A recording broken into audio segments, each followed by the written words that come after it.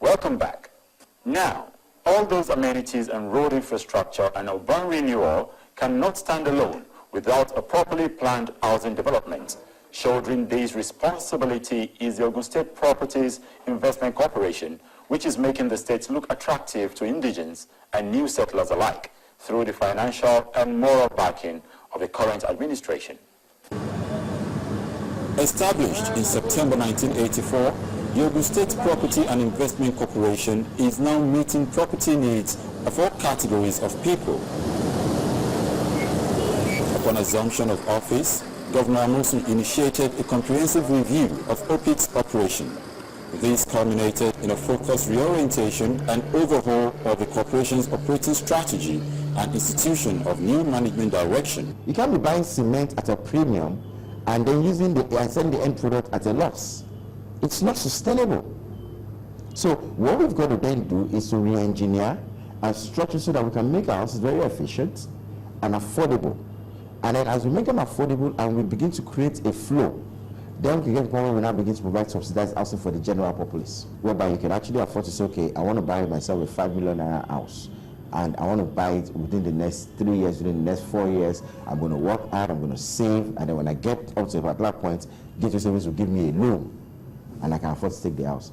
And in 3.5 years of his administration, OPIC has been able to consolidate on its vision of driving focused economic growth. This is being achieved through well-planned property development activities and investments.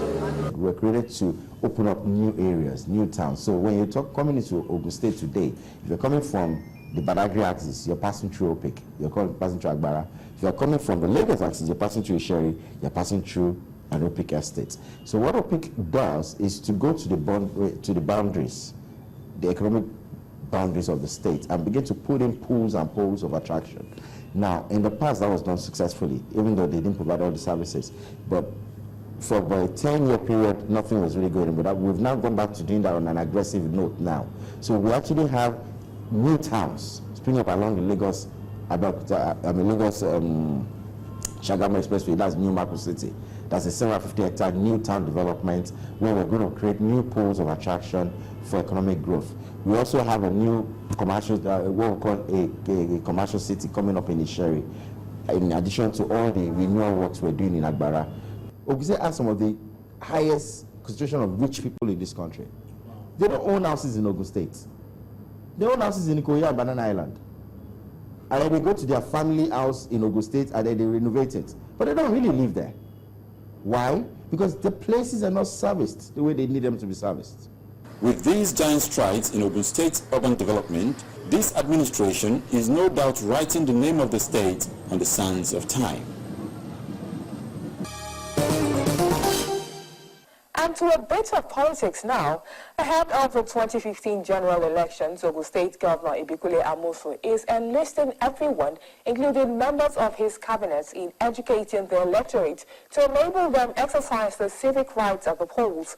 Governor Amosun told his cabinet to take the campaign back to their communities and ensure the people are informed. Despite a high turnout of the electorate at different registration points across the 20 local government areas of Ogun State, the exercise seemed to be experiencing some challenges. In Abeokuta, the state capital, residents had to wait hours due to the insufficient capturing machines and other logistics. With only one machine and their printer is not working at all. Right now we have over 700 that have registered their name for this exercise. I don't know how we can conclude it with this arrangement that they give us. So we thought if they can give us like 4 to 5 machines, everybody will do it without stress. So this is what we are facing. Because people too plenty, like people plenty like that, you know, person fit stand like this for sun. But then unless you carry the thing where you use, let people take the thing where make them tougher person. At the seat of power, the state governor Ibikule Amosun convenes an extended executive council meeting on the continuous voter registration exercise, where he tasked cabinet members to embark on aggressive public sensitization on the importance of the exercise. We have about, I think, almost 700 that INEC have an issue and do that they do not capture. They call them zero polling units.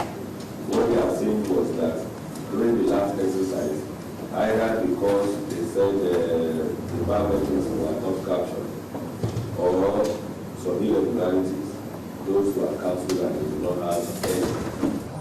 Meanwhile, INEC's head of electoral operations, Mr. Samuel Ogun, has assured residents that the issues are being attended and warns against multiple registration by the electorate. INEC is giving them that assurance that they will have a hitch-free exercise within the 6 days. Yes, it is very normal that in the first day of such an exercise, a lot of people will be agitated. The anxiety will be there. Everybody will want to do things at a go. Whereas it is not like that.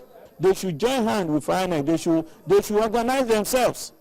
INEC is ready to register as many people that come out to do the registration. The continuous voter registration exercise is aimed at registering those who had not registered or had relocated or had just attained the right age. And just before we go today, let's bring you details of former President Atiku's visit to Abeokuta, the Ogun State capital. Nigeria's former Vice President's visit to Ogun State got many people speculating. Commending his hosts and his development drive in Ogun State, the Turakin Adamawa makes clear the purpose of his visit. My life itself started in this state because my career in the civil service, as you know, started at the border town of Idiroko. So, Your Excellency, as far as I'm concerned, this place is home to me, and the people of this state are my brothers and sisters. But also come to think of it, the man who made it possible for me through the work of God to have a national, exposure in position of leadership is also from this state. That is my former boss, President Olusegun Obasanjo. I am greatly indebted to him and greatly indebted to the people of this state. I want to use this opportunity to commend your leadership and also to commend the continuation of your leadership to the good people of Ogun State.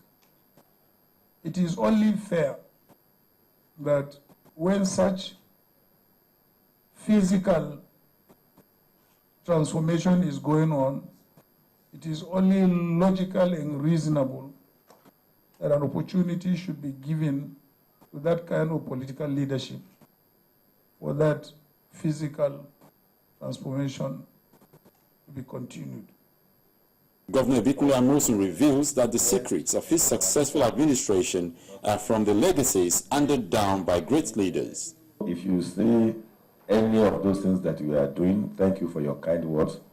That is what you, our leaders, that is what you ask us to be doing. Anybody that's going to represent this party must be ready to serve the people. And that service, you will see us, we are doing. So we will continue to render that service. We will continue to serve our people in our respective states. And I think it is when we do all of those that we will reassure ourselves, even our leaders, our elders that are presenting themselves, that they will not have any issues in people supporting us and making sure that APC will capture, of course, the federal government. We are there elected in 2015 election. So that is our prayers. And we know that, yes, we will do our own bit. Every state must work. And it is when we do things like this that we can boldly say, oh, we are operating from a position of strength. Because our people will see that truly, genuinely, we are working for them. And if they say the morning show the day, if all that we governors are doing, they can at least see that, oh, if all of these their governors are doing, performing well like this, when we now have them at the helm of affairs as the president, they will even probably do more. With continuous attention beaming on the developments in Ogun State, Governor Amosun can't but continue to drive the state to an enviable destination. On that note, we draw the curtains on this edition of Ogun State Weekly. Thanks for watching. Do join us again same time next week for another edition. Bye for now.